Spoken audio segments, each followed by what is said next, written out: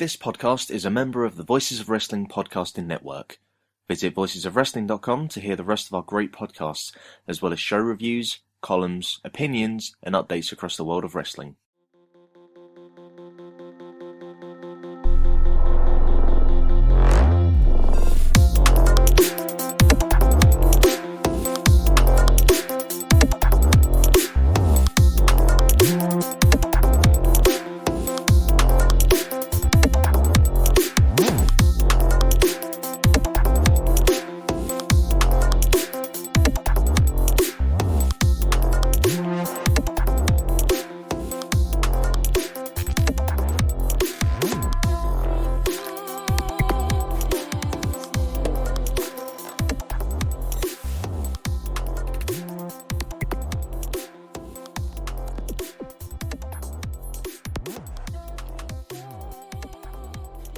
Welcome to Eurograps Express, the podcast about a scene that everybody thinks is dead on the busiest weekend in the Western wrestling calendar.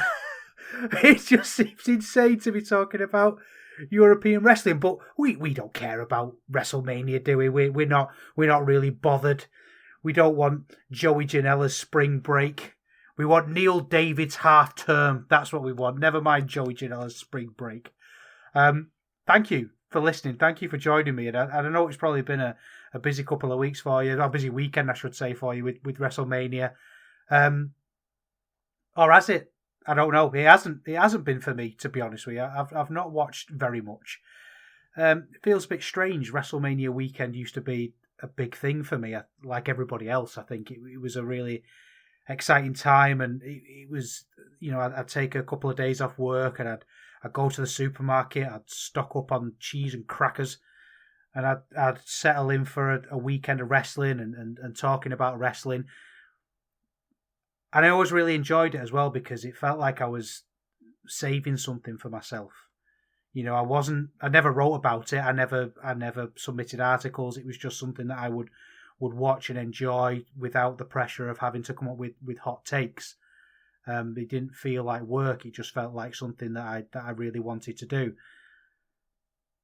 But this year it's just kind of fallen off. I don't know if it's the state of the indies or certainly WrestleMania itself. I just don't really want anything to do with it. I just don't really care what Cody Rhodes does. At least not now, anyway.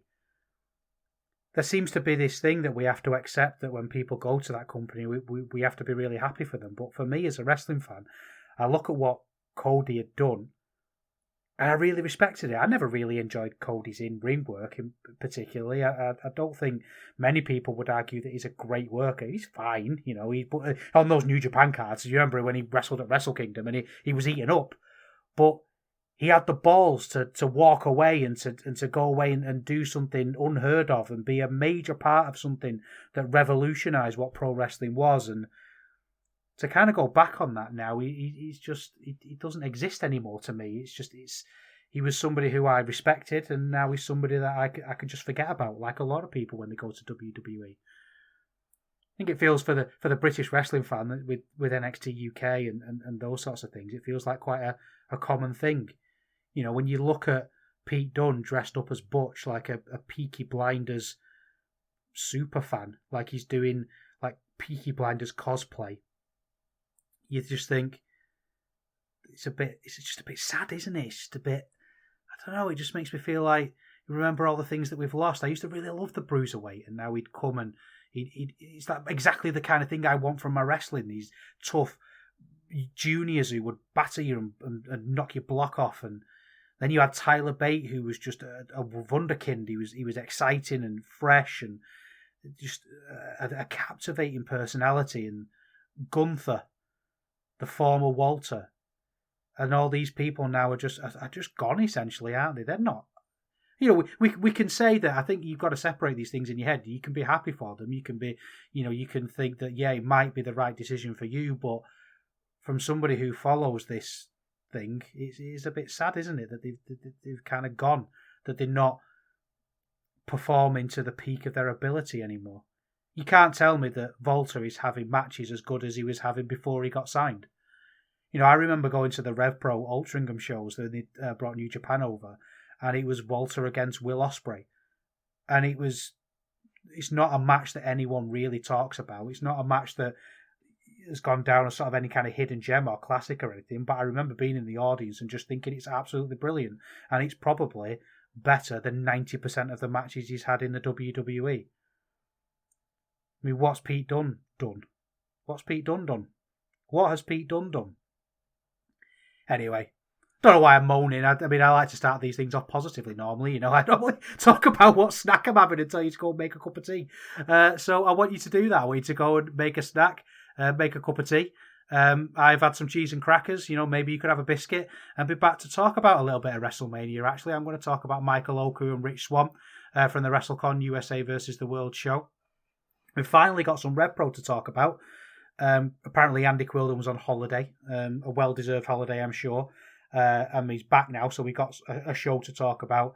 And we're also going to go back to Germany, and not WXW. We're going to go to GWF to look at the Light Heavyweight World Cup.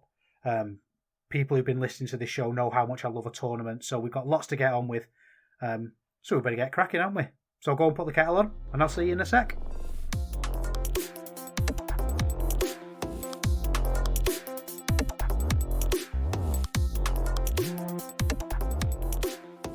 Oku has been such an incredible asset for RevPro. And not just because of his in-ring ability or his promo ability or that kind of, the pro wrestling stuff.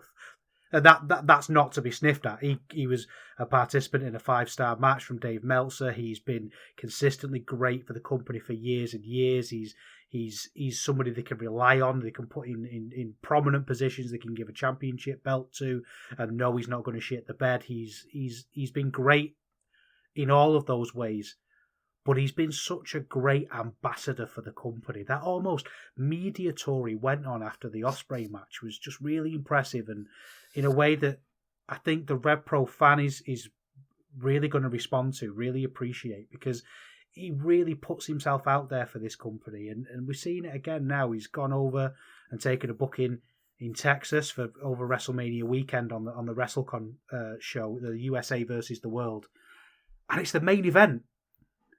And I don't know how to analyse this one without sounding like a dog, because I really appreciate there's a difference between a main event match and a match going on last. And I know it doesn't always necessarily mean the same thing, but it also means a lot, doesn't it? On the one hand, it means absolutely nothing, and on the other, it means absolutely everything. And the fact he's doing it with the cruiserweight belt is really cool as well. Like, we all know Ospreay, the British the British heavyweight championship that he has is just something that's almost window dressing for him. I think to an audience outside of Britain, outside of Europe, him being the British champion just kind of makes sense, doesn't it? It fits. You would expect him to be the British champion, and it would become something that you wouldn't really look past. But having it as the cruiserweight title, and even the word cruiserweight, it's cool, isn't it? It's, you kind of got these choices. Are you going to call it light heavyweight, cruiserweight, junior heavyweight, whatever? They've called it cruiserweight, and I don't know why. Just it's got that kind of smarky feel to it that's going to appeal to people like us. Seeing this on a stage that a lot of people are going to see that have never seen him before is great. And as I say, Oku's been the ambassador for this company, and you just absolutely trust him to go out and give the best representation of it. So let's get into the match then, because I thought this was a really, really good match. It's a notebook match from me, this, and I've not seen much buzz about it. I've not seen much talk, but I thought this was so good. Rich Swann came out, and I hate dancing wrestlers. It really bugs me. I don't even like Too Cool. That's how deep my hatred for dancing and wrestling shows goes. But Rich Swann, I'll allow it. I think he gets away with it. He's the exception that proves the rule. And he's a big star. He's somebody who has a bit of prominence about him. He's someone who has a bit of weight about him.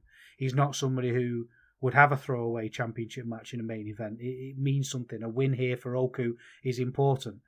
And it's not a dead cert going in that Oku would win this. It's perfectly feasible that Rich Swann might win this. I know there's a little bit of politics, really, with Impact and and things. But I mean, I don't know. We don't really understand what the Forbidden Door is, but I know that it's open, so I'm assuming that there's something there that he could win.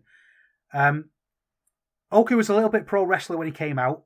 He was a little bit doing poses, but when he climbed the corner and he yelled and he's screaming and he's passionate, and I thought, yes, we're going to see the Oku that we need to see, because Oku doesn't have a particularly impressive look on the surface of it. I think to take a picture of him, you wouldn't get it. When you start to see him in motion and you start to see him move and you see the way he interacts with crowds, you start to understand it a little bit more, and you understand the intangible that Oku's got that not many people do. He's just got that star aura, that thing. He's just, I don't know if it's his eyes or something about him that just makes you want to cheer for him and support him. And he started to get that across really quickly. And when the match started, it was all speed. It was head scissors and dodges and cartwheels. And I went, this is why I should be watching WrestleMania weekend. You know, this is, and I kind of regretted skipping it. I'm recording this after WrestleMania Saturday, but before WrestleMania Sunday. And watching this match this morning kind of made me think I should have made a bit more effort, because it reminded me of what I missed. You're not going to have story classics, because a lot of these matches haven't been built for months and months and months, and a lot of them are mishmashes of talents from all over the world, and they're kind of bringing them together in this festival of wrestling. But what you are going to get is cool shit, and cool shit is cool. And in the hands of two great professional wrestlers, you're going to get a great professional wrestling match, and this escalated so well. Oku was in control, which is strange to start with, because Oku's strengths really are in the underdog and the fighting back, but he controlled the match really well with like repeated leg drops and like escalating into a knee drop, and he grabbed a headlock, and he felt dominant as well. It was quick and it was exciting, and he could do flips into big boots and high flying mixed with brawling, and it was just captivating wrestling, because high flying sometimes can feel a little bit weird, can't it? Because it's always kind of we don't really think of it in this way, I don't think, but it kind of walks on a bit of a strange line, these kind of high flying, high risk kind of wrestling, because you're expecting me to believe that this is a fight on the one hand, but then on the other hand, you're doing things that you would never do in a fight. And I think you can get to a point where, with these kind of high-flying, impressive moves, that you can kind of lose that a little bit, and you just go, okay, I'm just watching cool stuff. And I'm not knocking that. I'm not a grumpy old man who thinks everyone should be working limbs. But what the greats can do, people like Oku and Swann, is they can just infect their high-flying and their fast moves with violence. That's the bit that just needs adding, and it's a simple fix that a lot of people don't do. And this did it absolutely brilliantly. By the time this went outside, Oku just did what he did best and committed himself to great bumps. There was the bit that Swann does where he runs around the ring and does a big boot, and Oku took a massive bump across the table, which looks absolutely fantastic. And then obviously when Swann went to do it again, he telegraphed it and he did a kick, and it was just really great, clever wrestling. I mean, it wasn't particularly innovative, I guess. It's all things that we've seen before, but it was done with two pros. We kind of forget, I think, that Oku is a bit older and a bit more experienced than it seems. And it was the little things that made it great. It wasn't the big moves that made this great, as cool as they were. It was how well each man sold, traditional pro wrestling. The DDT that Oku gave to Swann, and the way Swann bounced almost off the floor like a pogo stick, Vader Scott said on commentary, which I thought was a good way of putting it, was great. American chants are rubbish. That's one criticism that I have. I know it's quite funny when you see, speaking in the Slack, and you hear, it was the NXT Takeover London, and a lot of the people found the chants kind of agitating. Well, I don't really mind them. It's just because I suppose that's my wrestling culture, isn't it? The blokes getting pissed and shouting things. But the American chants in this were pants. They got a chant go over "new champ," and then other people would go "old champ." Crap, innit? It's just no imagination there whatsoever. It's just a load of old bobbins. But anyway, they didn't really take away from the match. He was great. The crowd were great, and there was grasping near falls to the end, and they really got you to that point where it could have ended at any moment. There was a few bits of the old, slapping the knee, slapping the thigh, and that sort of thing. But honestly, I don't really care about that sort of stuff. I think that if you're hiding it in a great wrestling match, I can forgive it. I think people go in. It's a bit like pineapple on a pizza, isn't it? It's just fucking calm down. Don't have it. You know what I mean? You don't have to get that annoyed about people slapping their legs. It's fine. Oku's frog splash in this. He does a good frog splash anyway. But this was one of the best. The height that he gets and the way he really commits to murdering his opponent and putting his body at risk is just so good. And then he got a tap. He got the Boston, the half Boston crab, and he won Oku, and he's still the champ. And the promo he delivered at the end was superb. Wasn't really a promo, I don't think. I think it felt like the show had stopped and he was just Michael Oku talking to the crowd.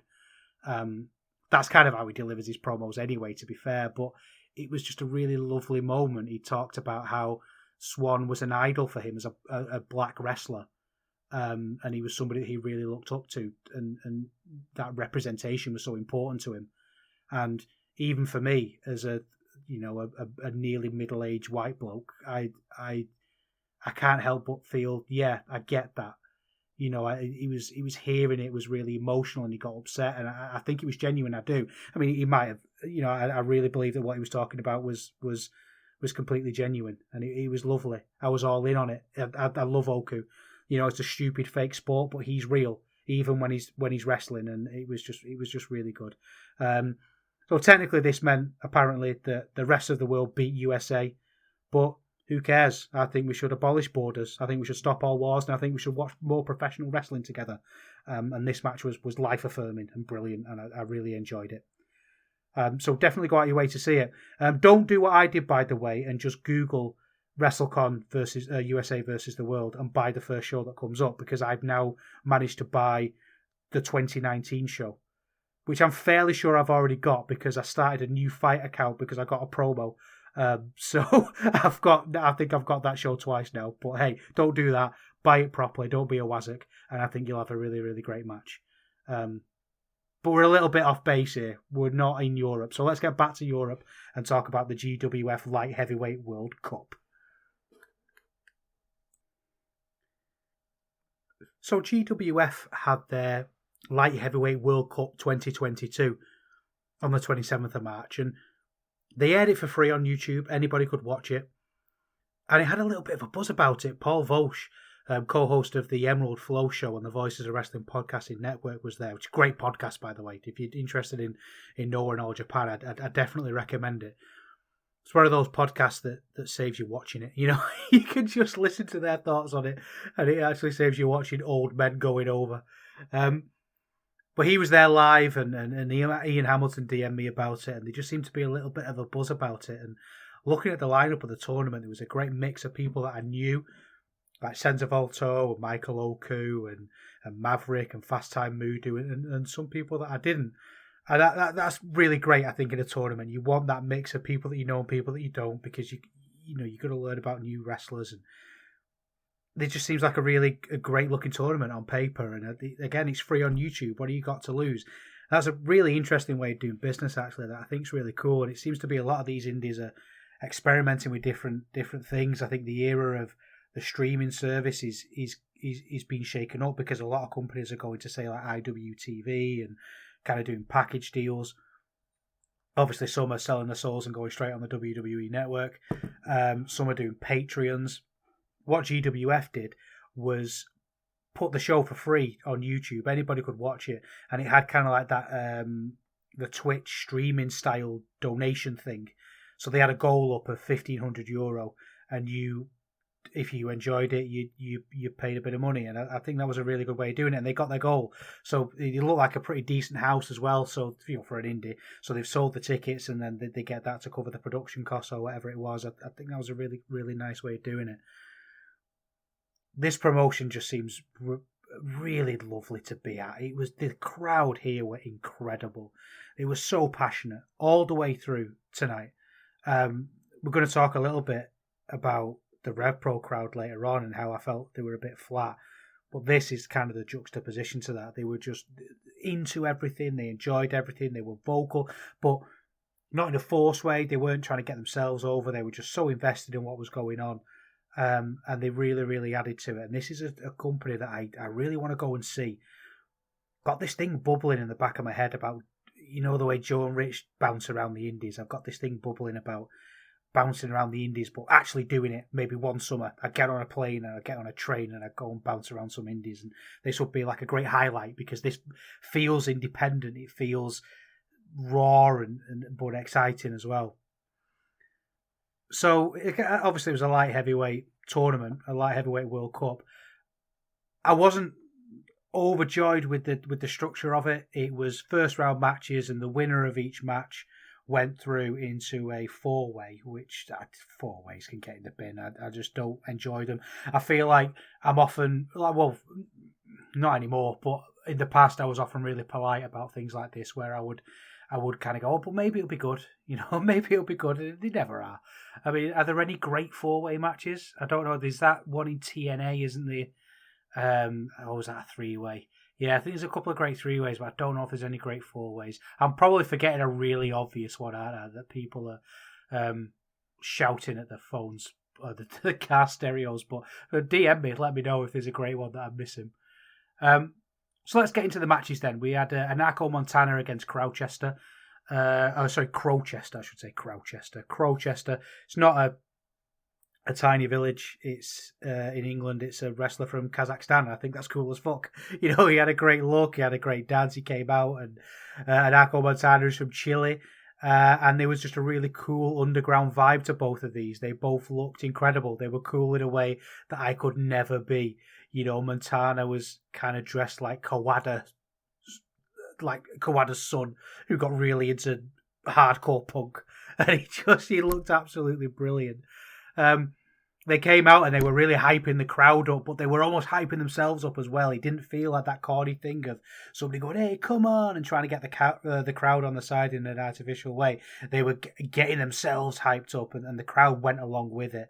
And as I said, the crowd here were fantastic. There's lots of great grappling here. But actual grappling as well, like the head scissors with actual attempts to escape that I really liked. It felt like a struggle at parts. Crowchester was really good. There was parts where Montana would go for a big leap and he'd just move out of the way. It was a little bit scripted, for want of a better word. It kind of followed a very standard kind of formula. But they understood the assignment. He was there to get the crowd bouncing, and it really worked. I was so into this. There were some problems later on. Montana kind of has a bit of a ceiling. He can't quite do the rope work he wants to do. He can't do it maybe as well as he would want to do, because he can do it. There weren't any major botches, really. But I think it bordered on that good sloppiness, and it's that kind of sloppiness is hard to put your finger on sometimes, isn't it? That sometimes the Sabu effect, it works really, really well, and sometimes it takes away, and this really danced on a midpoint, and I couldn't really work out whether it worked or it didn't. What did work was the amazing double foot stomp from Montana, because he actually stomped on his opponent. It did feel like he'd doing an Vic fall, and on top of him, he stomped on his back, and he was amazing. Crowchester's a great scratcher as well, which always helps. That kind of wailing his arms around, and he dropped a big moonsault and crawled his way and waving his arms in the air, desperate for a pin. And I really wanted him to win. It was the crowd I keep talking about the crowd, but they were great here. It was that mix of shouting and chanting, just absolutely involved in everything that was happening in front of them. Crowchester won, and the crowd went wild for him, and it was deserved. I think this was a notebook match. I went 4 stars. I just thought he was great, and I didn't expect this. Paul DM'd me and said, "Hey, it was really good. A lot of the tournament matches were good," and I thought, all right, he's a guy whose opinion I trust. I'll watch it, and I expected it to be good. I expected him to be right. Well, this bordered on great for me, this match, and I think there was that excitement of having two wrestlers that I don't really know, but the crowd, the setting, it was everything together. But I think that's fair to analyse that. I think sometimes you can get carried away with thinking you have to remove crowds from your analysis of matches, and I don't think you do. You're analysing the whole presentation.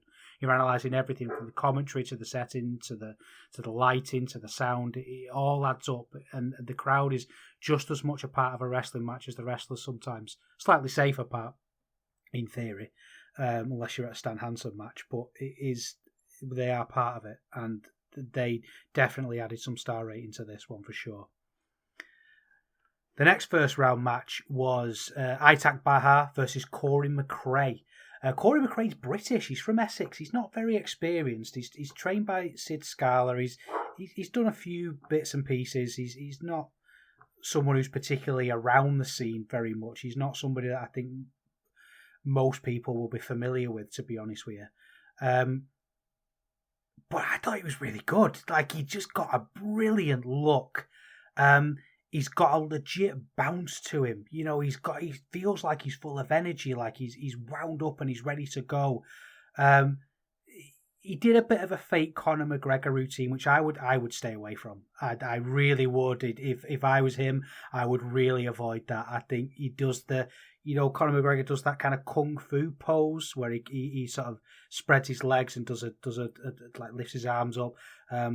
But one of the Paul brothers does that, and whenever someone who isn't Conor McGregor does Conor McGregor, it's not good. It's like, you might not be old enough for this one, but in the 90s when The Prodigy came out and Firestarter was massive, and everyone, all the blokes started doing, like kids in the playground as well, started doing the Keith head flicks. He does like a weird head flick in the video.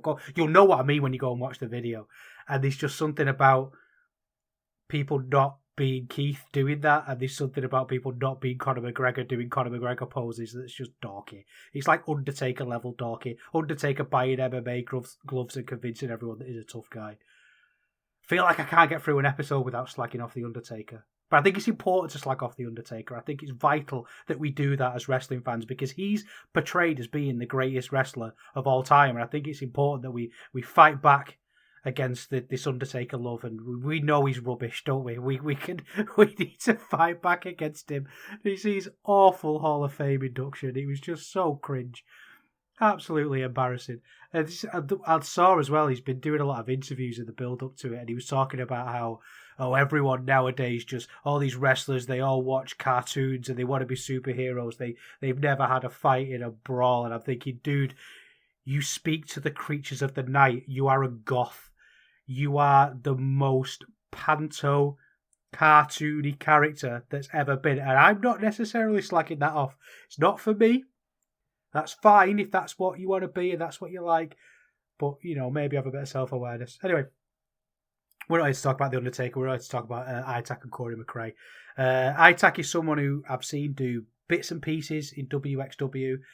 He was super over here. I mean, everybody was super over here. The crowd were great, but particularly for Aitak, they really liked him. And Corey went straight into the heel routine, breaking the rules. He was a bit of a naughty boy, but again, like I say, he looked great. He's got a big beard, tattoos. Work bit sloppy. Missed a few kicks, like kayfabe breaking stuff. They were kind of miles away. But there's something there with him. He's prepared to commit himself to dives, and he's prepared to catch people on dives. And he did a great gut punch at one point that I thought was really good. It's not something you see very often in wrestling. I've got a feeling, does it break a rule? Is there like a territory rule where you can't punch people in the gut? Maybe that's why we don't see it. But it looked great. It was brutal. It doesn't really sell though, Corey McRae.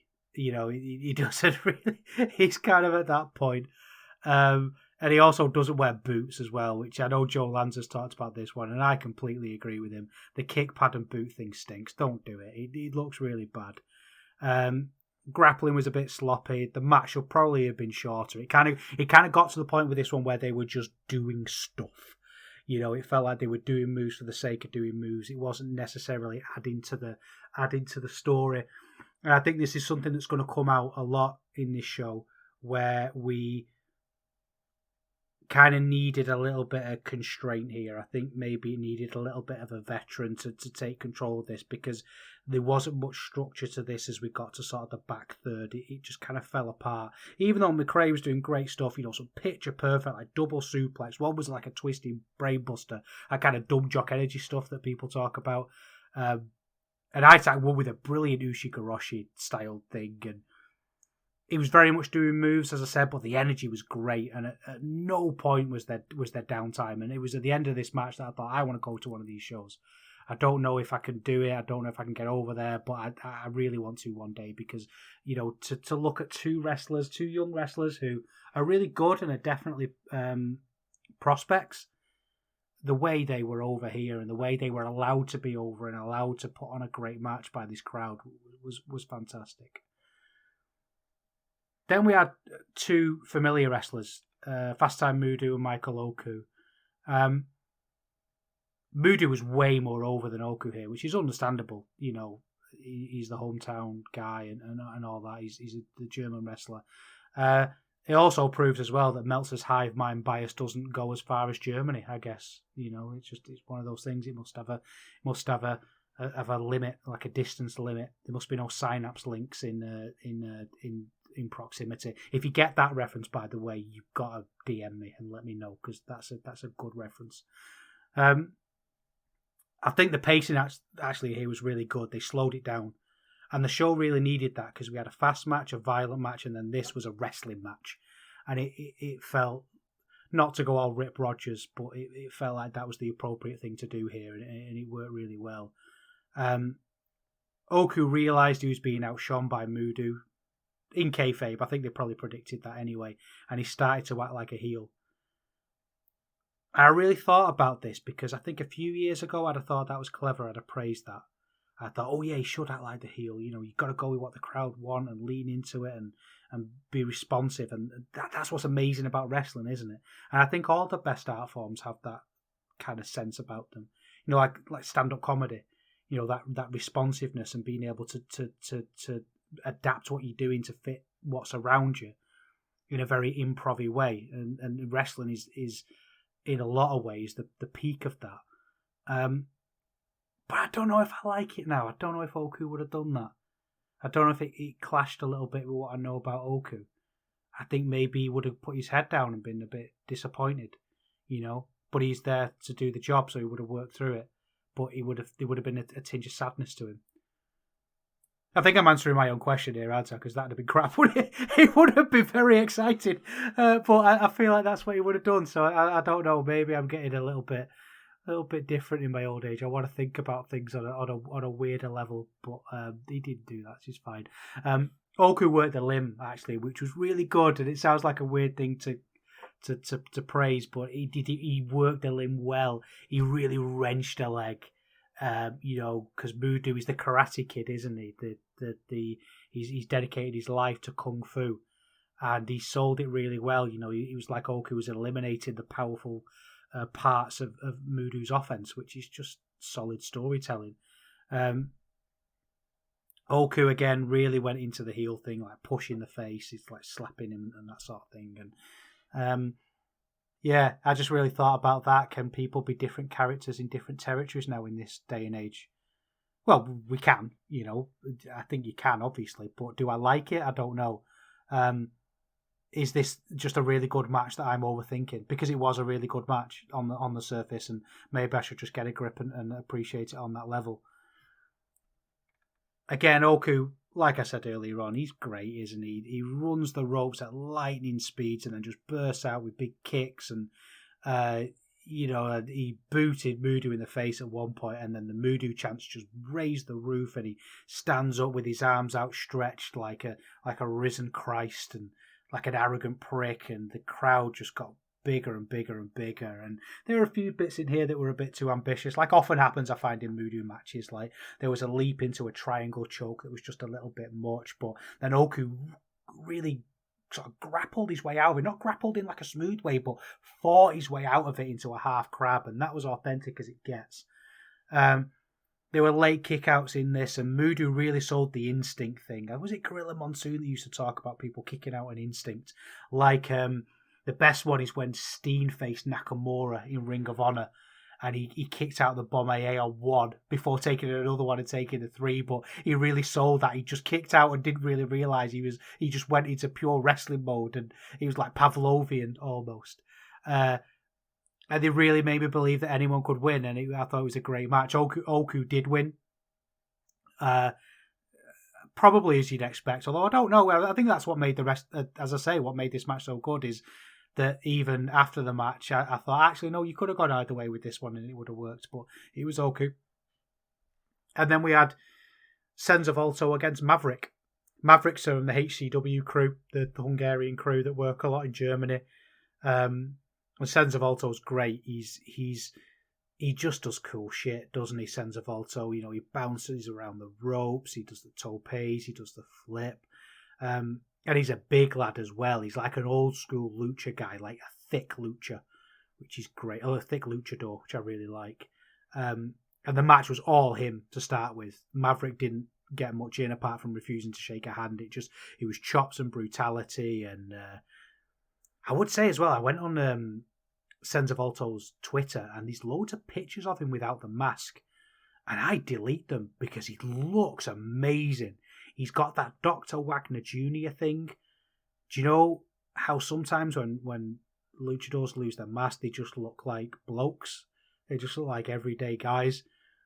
Senza Volto doesn't. He's got the Dr. Wagner thing of like, oh wow, you know, like he just looks like an intimidating guy who smokes and fights and he's violent, and he looks brilliant. And I think saving that would have been, I suppose the two paces out of the tube now. I know what he looks like. You know, we were all 12 Googling Slipknot without the masks, and once we'd seen it, he was done. So, you know, you can't put it back in the tube. Maverick's a great high flyer as well. I think he's a bit of an underrated high flyer because he doesn't do anything on paper that's particularly impressive, but he does it in such a wild way that I have to admire it. I'm avoiding the elephant in the room a little bit with this one because this match was ended because of injury. A DDT landed awkwardly, and they went outside, and Volto was legitimately injured. It was nobody's fault. You know, it looked like Volto was fiddling with his mask a little bit at one point, maybe like he couldn't see, and he had to adjust it, and then that left him in a weird position. And it was a neck injury. And the ref should have just stopped the match. It really should have done. It was kind of obvious what was going on. Maverick put him back in the ring, and they did a pin, but then Volto kicked out, and then the ref started doing the 10 count. You know, like he's on the floor, and I get in a way that that's the proper way of doing things, but it felt like they were maintaining kayfabe at the expense of somebody's health. And again, I don't know what the injury is. I know it's a neck injury, and I know he's out, and I know Volto's had his car stolen as well. He was putting that on Twitter, and he's lost a load of gear. So he's had a bit of a run of bad luck. But I just think that we know this is fake. You know, we know that if somebody's legitimately injured, we'll just we'll delete that bit from our brain. We'll pretend it didn't happen so we can get the help he needs. And I would have just called it. You know, maybe there was a little bit of confusion. Volto was probably supposed to win here, I would imagine. Or maybe he wasn't, I don't know, but maybe he was. I would have done, as much as it's corny and we hate it, you put the X up. You know, this isn't a broken finger. This isn't a minor injury. This is potentially a neck injury. I just would have dealt with it a little bit quicker. But I'm not casting aspersions on the... I believe that everyone did what they thought was best at the time, and they were in an impossible situation in a heightened way, and maybe they don't have much experience in dealing with this, and it's always easy for somebody like me to watch something like this and say the ref should have ended it and expected that to have happened. It's very different being in that situation and actually having to deal with it, but I just felt like it should have been ended sooner. Then we had a Mystery Mayhem Umschlag 8-man Battle Royal. He's got Doug Williams in this one. I don't know if you know Doug Williams. He brought Misawa and Kabashi to the UK. He took some big bumps throughout this. This was alright. It was decent enough. It was obviously just to give us a little bit of time between that and the tournament matches and the main event, because we've got our 4 now. Erkan Sulkani won, and he looks great. He wrestles in jeans. You know, you think he's going to have a street fight at any moment. I think you should put knee pads over them. That's what you're supposed to do, isn't it, as a wrestler? If you're if you're going to wear jeans, you should put your bright white knee pads over the top of them. But yeah, he won, and Doug Williams looks really good here. I find it easy to poke fun at Doug Williams, and I shouldn't, because he's a British legend, but it's been screamed at me that he's a British legend so much that the Britishness in me wants to take the mick out of it. Like I can't really stop myself doing it. So I feel like I'll do that forever. But, Doug Williams is really good. We had a women's match next. Nikki Foxley against Iva Kolaski. Iva's really cool. She's a Hungarian wrestler, very young, very inexperienced. But I think she's got a really big upside. She's not there yet. She really isn't. This is kind of the level that's appropriate for her talent at the moment. She's a little bit sloppy, but she's got something, Nikki Foxley doesn't. She's mad. She screams and makes faces, and I'm not into that. I think the thing with Eva Kolaski is she's probably a wrestler who needs to be led a little bit. There's clearly some really good matches in her, and she needs to be in there with a higher level wrestler. And I think she would rise to the occasion. I don't think she's at the point now where she can lead at the minute, because she is, like I say, inexperienced. Nikki Foxley, just couldn't really make her beatdown interesting enough. And that was a lot of the match. It was just kind of bland. Then we had the final, the Light Heavyweight World Cup 2022. Final four-way. It was an elimination match, which if you're going to have a four-way is probably the best way to do it. But that's only because at the end we couldn't have an actual proper match. It was okay. I mean, Oku hammed it up a bit too much, and Crowchester, kind of did the opposite. There was a bit where they were just G'ing up the crowd, and it just felt a little bit weird, and that's a pet hate of mine. This had all the things of a four-way that I don't really like. They brawled outside for a little bit, and then it was taking turns. You take your ticket, you wait in line. Crowchester slipped out, Oku slipped in.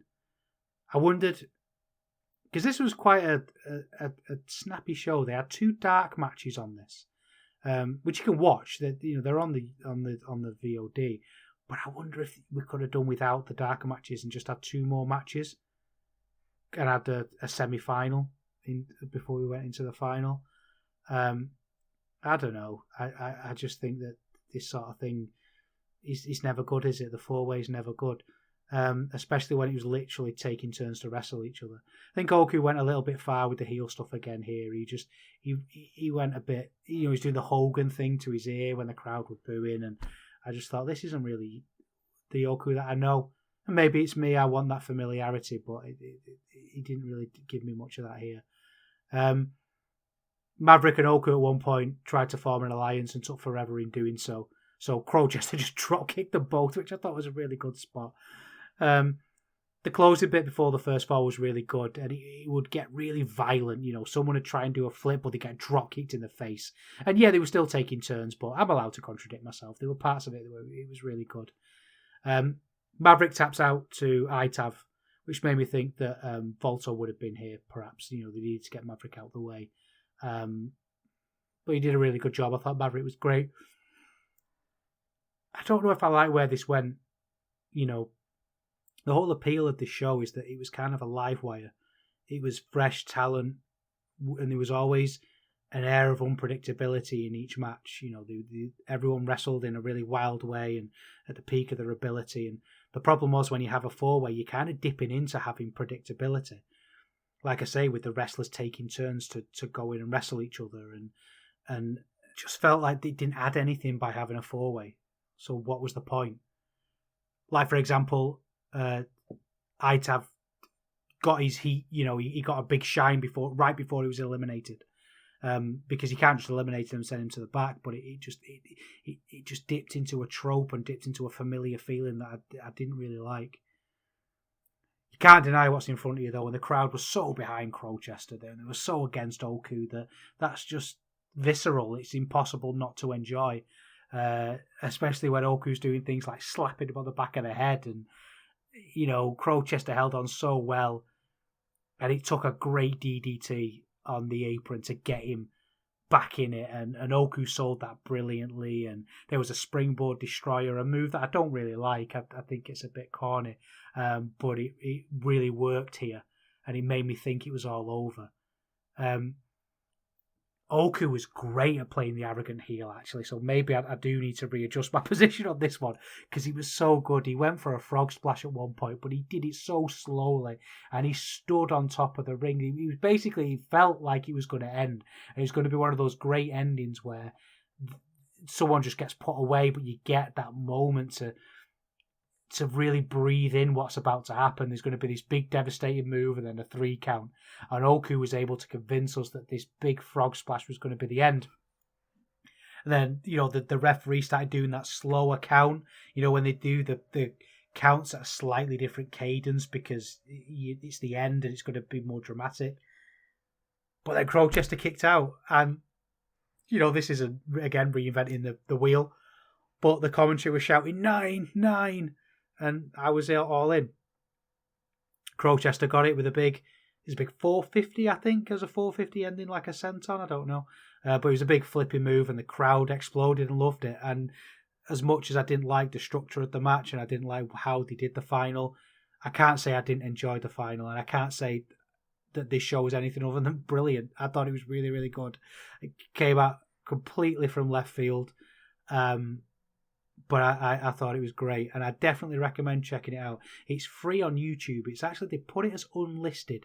So if you go on YouTube and search for GWF, you won't find it. You'll have to go onto the GWF Twitter page, and it's all over that. You can get the link really easily. But I would recommend it. I would definitely recommend it, because it was really, really good and a really easy watch. I didn't watch the dark matches, so I don't know about those, but the rest of it, skip those, watch the main card. It was great. So Andy Quilden is back from his holiday and he's uploaded some RevPro. So let's go and have a look at that.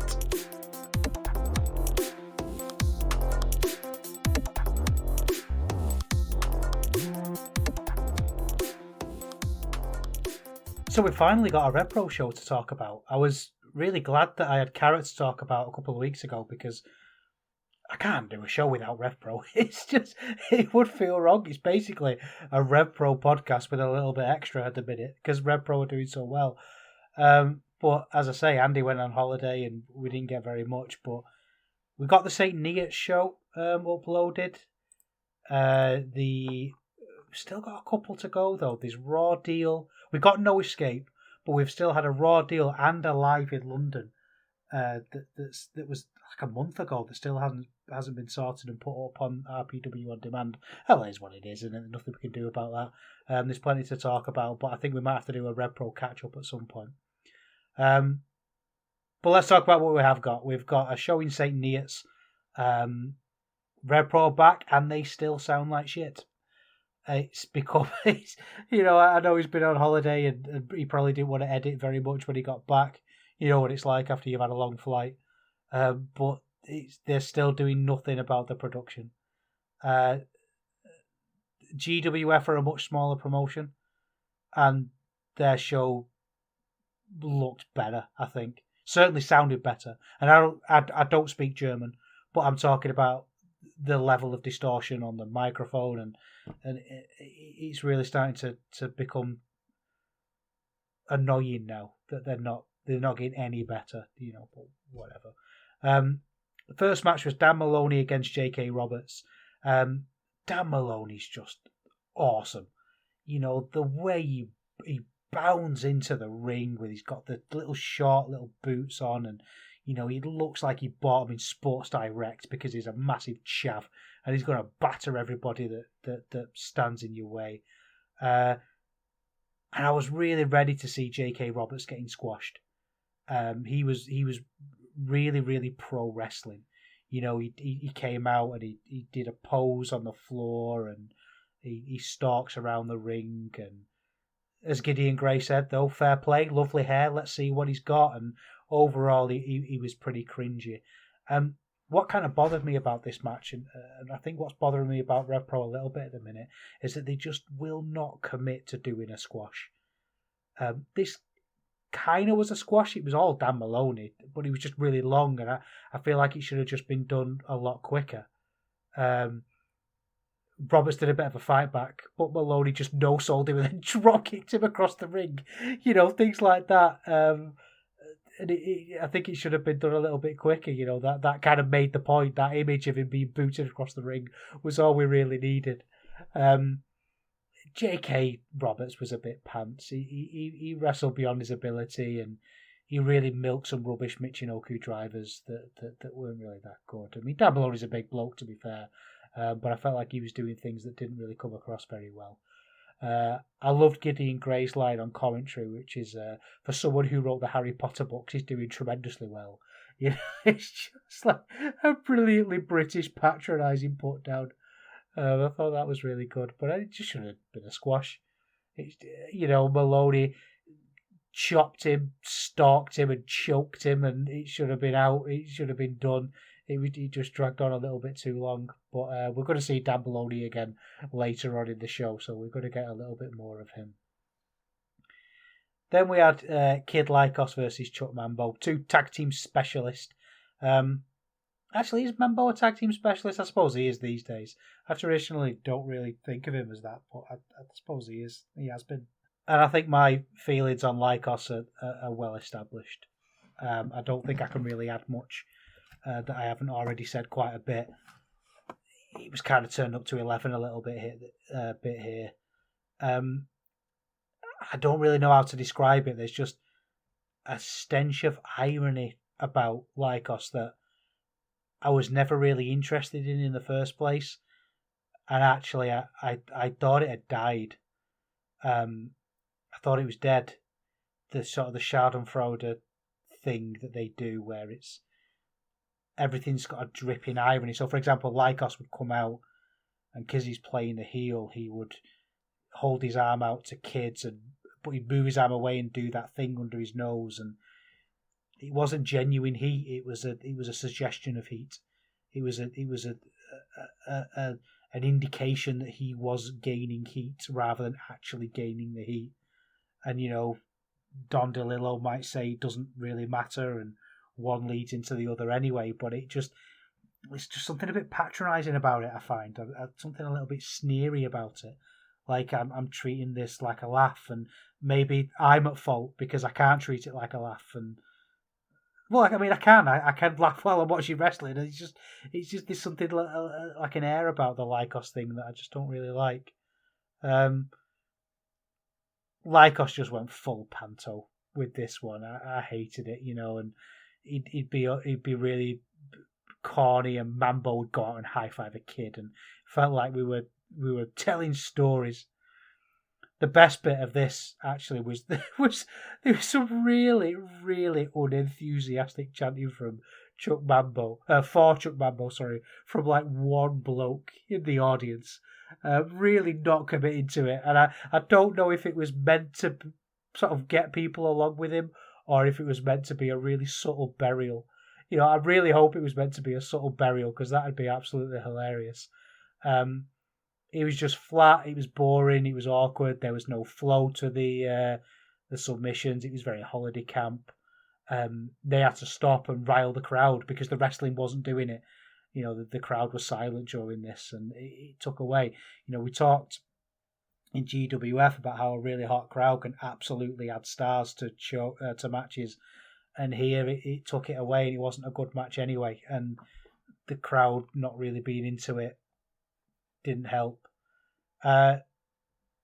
This was just a really strange beast. It was the pacing was really odd. It did pick up. There was some running from corner to corner, but it was probably too little too late. And then it came back down to earth and slowed down to a plod again. It wasn't a long match, but it really felt like it was long. And then to say we get more indications that Lykos are baddies, we get powder to the eye, and they've got baking trays, and it doesn't really fit RevPro, I don't think. And I know that the scene isn't what it was, and there's always a thing with the Schadenfreude stuff, and I was always really critical of Chris Brooks. I always found him a bit boring, and I'd write and I'd kind of criticise him, but there was always that understanding of why they booked him, because he was a draw. Like, he wasn't a huge star or anything like that. He probably wasn't a main eventer, but there would be, in every show that Chris Brooks was on, there'd probably be 10 or 15 people out of 1,000 that had specifically come to see him. He more than paid for himself on these shows, and he had a big following. And I wonder if there's a bit of a hang-on from Kid Lycos with that.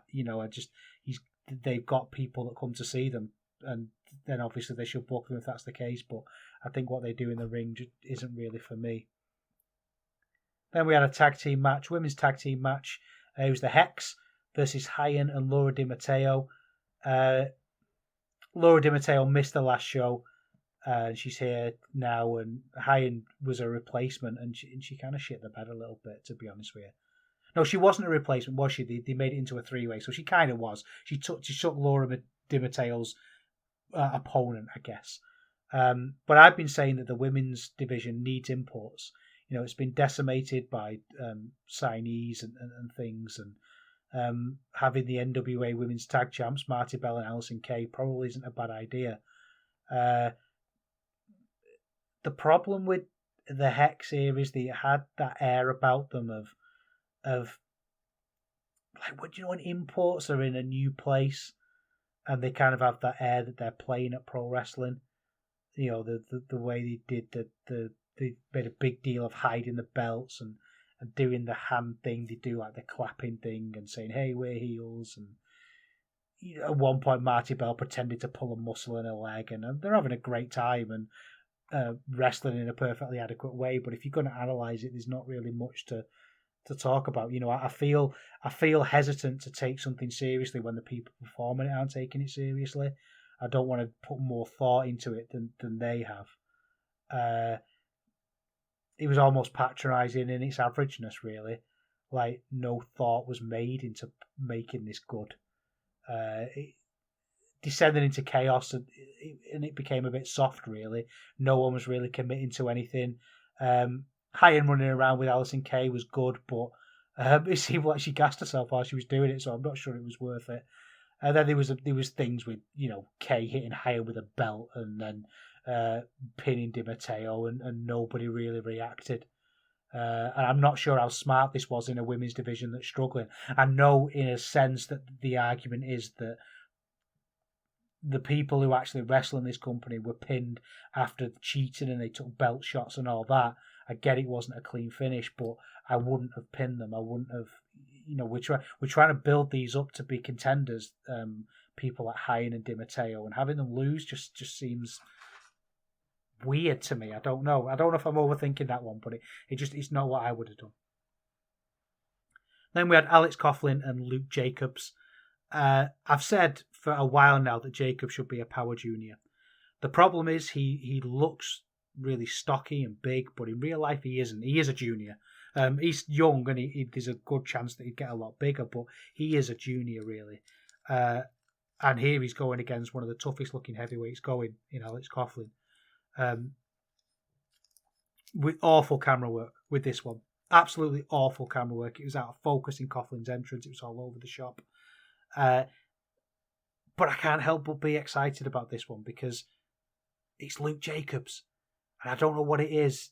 There's something about him that I really like, and I'm really pushing for him to do well. And Ethan Allen, his tag team partner, has been injured, and it's great to see Luke Jacobs on his own. And he's had a great match against Oku, we talked about in a couple of shows ago. And is his progression getting a little bit slow? I don't know. Am I overthinking it? Maybe. But this was another decent match from him. It wasn't great. There was lots of wrenching choke attempts, lots of people being bent in horrible directions. There was wrist control, actual wrist control, not just holding someone's hand, but yanking their limbs into control spots. And just a really great interaction here between these two. They would do a test of strength, and Coughlin would do a bridge to just sort of show off he could do it. He'd do a perfect bridge that he probably did in the LA dojo. So Luke boots him. He told him, like, no, lad, you're here to fight. It was great. Coughlin's just so strong. The way he could catch Luke Jacobs was great. the violence did kind of stop halfway through, and that's where it went a bit. It started to lose me a little bit. Jacobs went a bit progress. He grabbed Coughlin's nose at one point, but then wiped his hand on the ref. And there was a couple of moments where he struggled to find an ankle lock. He didn't have that snap and that sort of the pace that it needed. And I kind of like the ankle lock. I remember that being a devastating move, and it hasn't really been in recent times, and especially not in this match. It felt like they were really long ankle locks in this, and I feel like an ankle lock needs a scramble to the rope and a loud crowd, and they just didn't have that. The crowd again were quiet, and the pacing was strange. Nothing seemed to build, and it's a shame because the actual moves were really impressive. Huge bombs and big German deadlifts. It just never really got the juice that it needed. It never had that intangible, which is a shame. Luke Jacobs is really hit and miss. When he hits, he really, really hits. And I wouldn't have said he missed here. Missed is probably a little bit too harsh. But it didn't really have the juice and the passion that it needed. Then Oku's back again. There's been a bit of an episode for Oku, this one, with Destination Everywhere against Shota Umino and Yota Tsuji. And I have to say, Gideon Gray looked lovely. He looked so good. He had this scarf that was just beautiful, and the trainers with the suit, the perfectly fitted suit, he looked great. Looks really, really good. I love the way he said, because he did the ring announcing for this one, and he said, this match is scheduled for one fall, and then instead of letting the crowd do that annoying one fall afterwards, he went, "Don't say a bloody word." And I thought that was great, because that chant is really annoying, and it's something about the heel manager or the heel promo that can predict what you're about to do, even though it's obvious, I know, but it's almost like he's cleverer than you, and I really like that. I love this story with Gideon Gray, that he's just decided that he has a faction, and Yota Tsuji doesn't even really seem to know that he's in it. Like, he's really annoyed with Yota Tsuji, and he's Gideon Gray is, and he's convincing Shota Umino to join, and he's like, he doesn't even really know or care. It's really impressive. Destination Everywhere is Michael Oku and Connor Mills, and Connor Mills is a guy I've really gone back and forth on. He's a bit of a fake tough guy. Like, he doesn't really pull it off, which is a shame, because I actually think he's an alright wrestler. He's clearly a very talented wrestler from a technical point of view. He's very capable. He's just struggling to find that character, I think. Which is probably why pairing him with Oku is so smart. Oku's got charisma for two. I think Connor Mills does have a charisma. I think he could have that RevPro series charisma. He's just kind of missing it slightly at the minute. As in he's aiming for it and missing it slightly. I think he's got it. And he is still very young. He wasn't. It doesn't seem that long ago that he was a contender.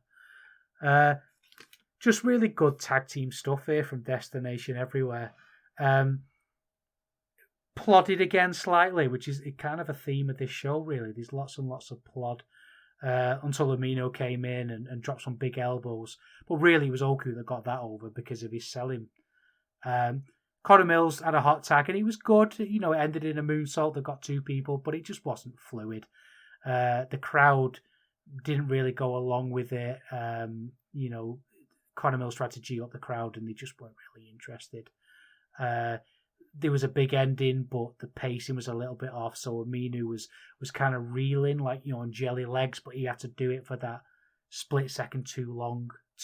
You kind of noticed that he was doing it. So I was doing jelly legs, and they should be doing it just long enough to let the transition happen, but it happened ever so slightly too long for me. Umino and Shota had a good fight back, but Oku dodged a spear. Tsuji got his own partner. That led to his downfall, and taking a frog splash and a rubbish 450. So we're developing kind of a bit of a theme on this show of matches that are fine, I guess. That's kind of our ceiling so far. Fine, I guess. Which is a bit of a shame.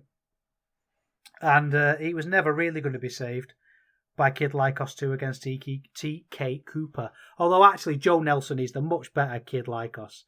And he was much, much better here than I expected him to be.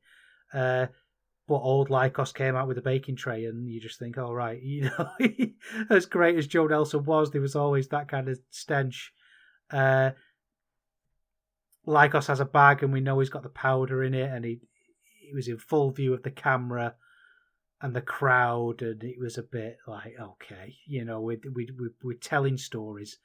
There were bits in this where, Kid Lycos 2 pretended to be tripped over by Mambo outside the ring, so Mambo got sent back, and he hadn't really tripped him, and he obviously hadn't tripped him, and the children liked it. I like the bit where Cooper no-sold strikes, but then Lycos stamped on his foot. Thought that was pretty good. I think the problem with something like this is when you have these kind of stories where there's a heel team that cheats and uses these weapons and does dastardly things. When the dastardly things aren't happening, you're kind of just waiting for the dastardly things. They just hang over everything. And it just kind of all becomes a bit whatever, it's not something that I can really get into. Tag match next. Aussie Open versus JJ Gale and Callum Newman. And this on paper should be fantastic. Aussie Open are Aussie Open, aren't they?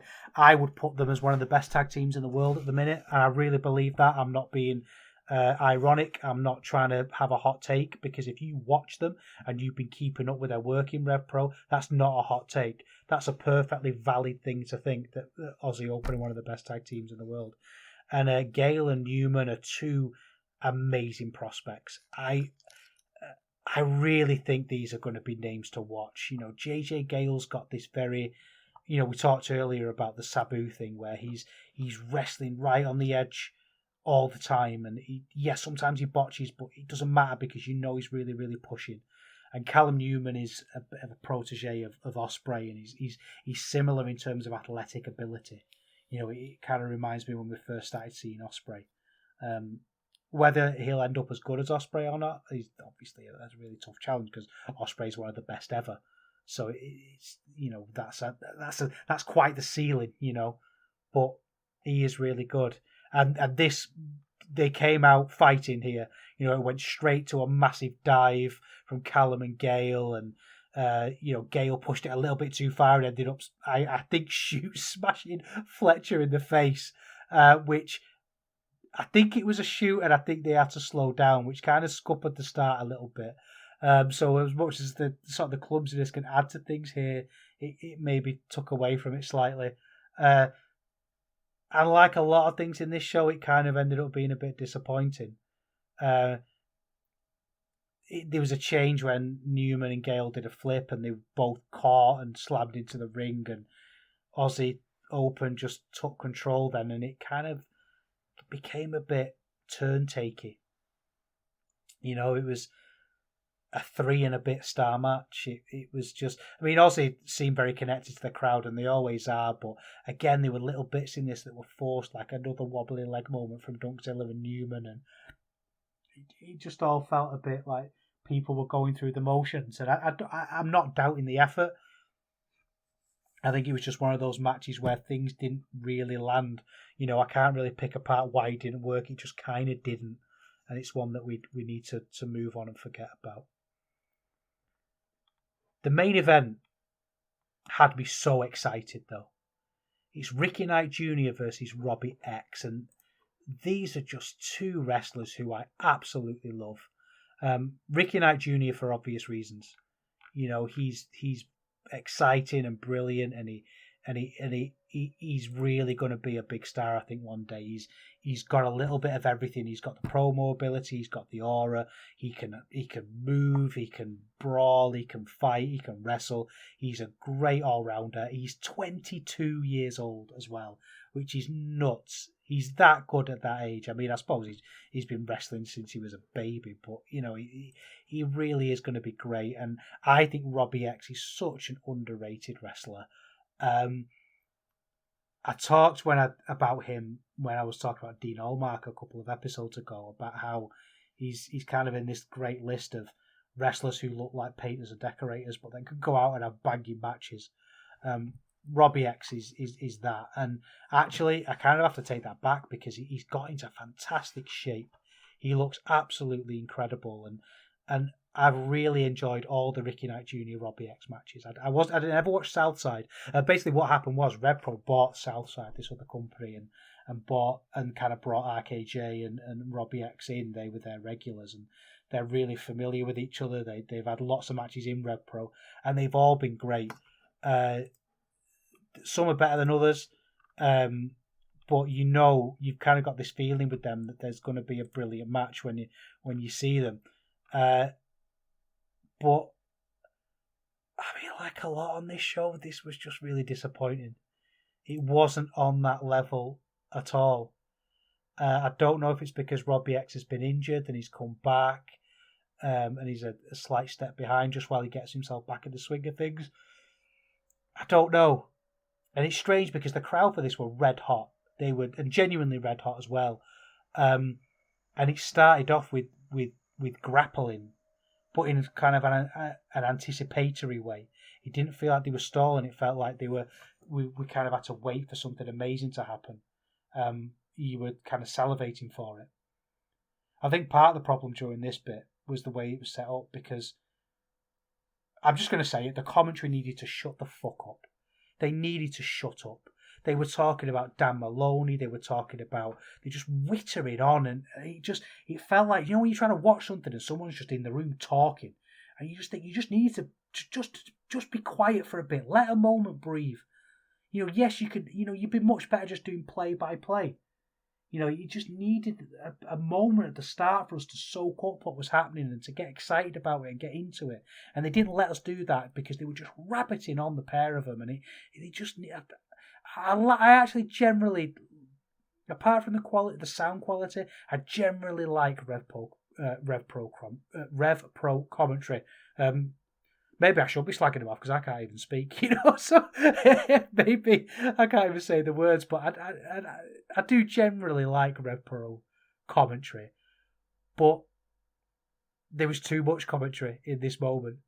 As it picked up, it got really good. There were moments of this that were good. There was, sudden leg sweeps, but they were dodged and they were leaping up and down and you could barely keep up. It was like, when you watch an ice hockey game and the puck's everywhere and your eyes are just all over the place. And the high flying and the movements, they're smooth, but there's just a slight rough edge to it. It feels like they're actually really trying to hurt each other. And there are moments when, for Robbie X to go for a springboard cutter, and as he bounced onto the ropes, RKJ had just double drop kick him in the face. And it's that kind of moment that was really good. There were just lots of little things in this that just didn't really sit right with me. RKJ is still playing the pure blue eye. He's coming out, he's high-fiving the kids, and I just don't think he can do it. Like, he's playing pure blue eye and then smashing Robbie X's dick into the ring post. And I just... You don't have to be a pure blue eye. That's what confuses me about it. You don't have to be high-fiving the kids. You can be a babyface without doing it in that way. Do it in a way that's a little bit more natural, that fits RKJ a little bit better. There were things in this like a suspended suplex, and I talked last time about an X-Wing in Quiet Place Part 2. Like, it just wouldn't really make any sense.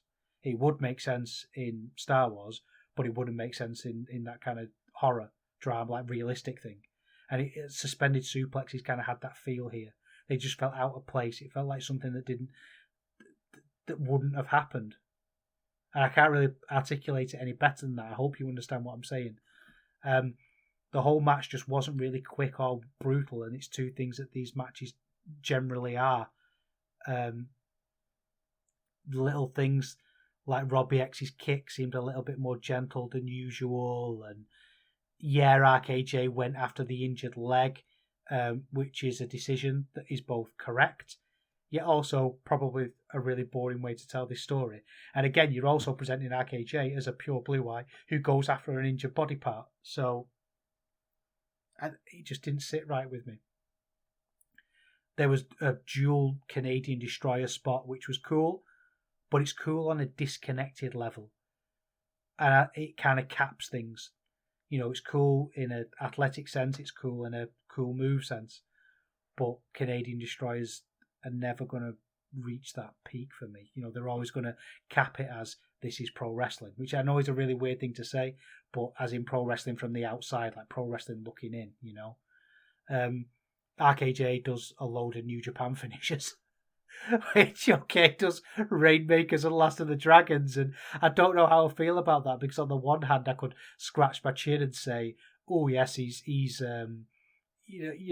referencing his future and he's showing us where he wants to go and maybe read something clever into it. But I suspect the real answer might be he's just doing it because he thinks they look cool, and then it's just a bit weird. It's a bit. It's like a comedian telling another comedian's jokes,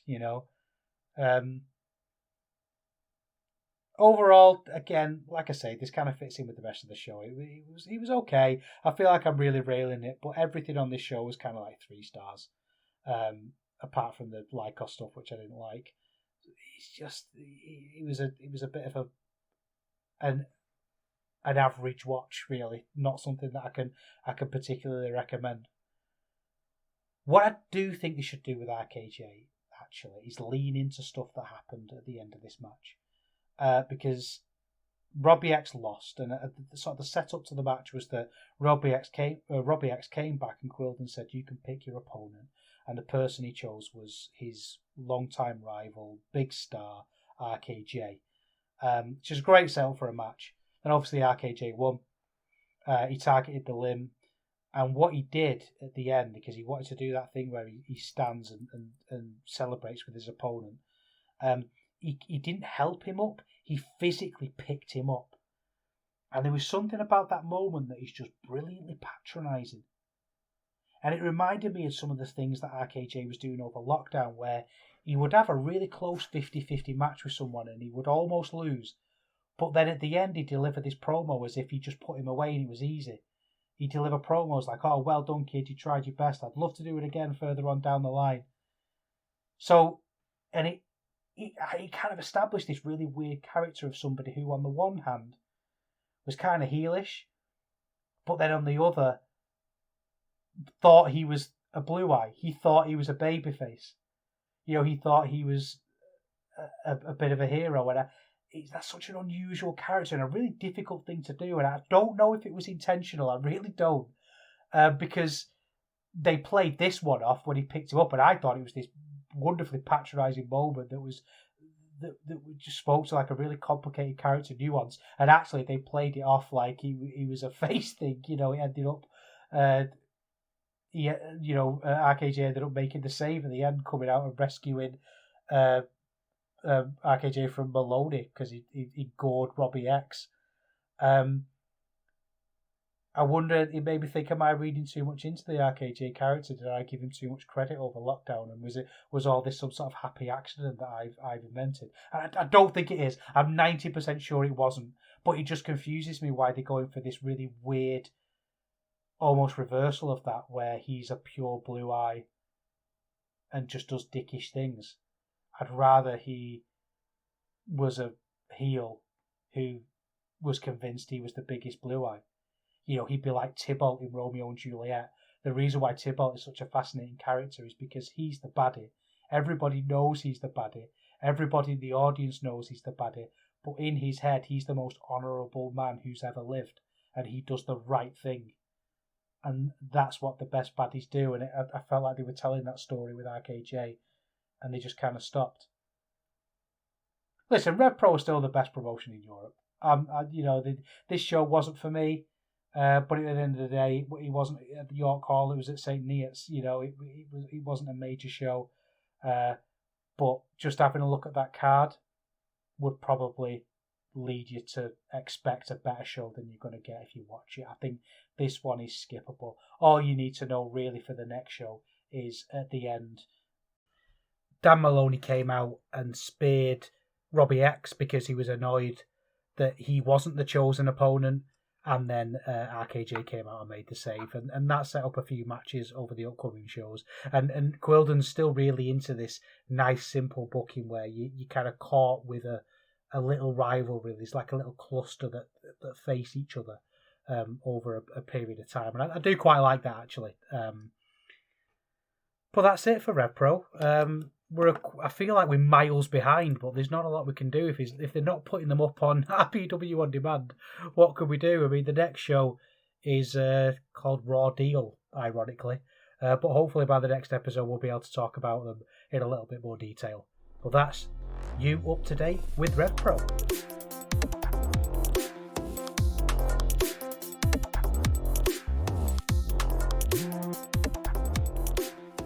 Right then, that's your lot. I hope you've enjoyed this episode of Eurograps Express. I've been Neil David.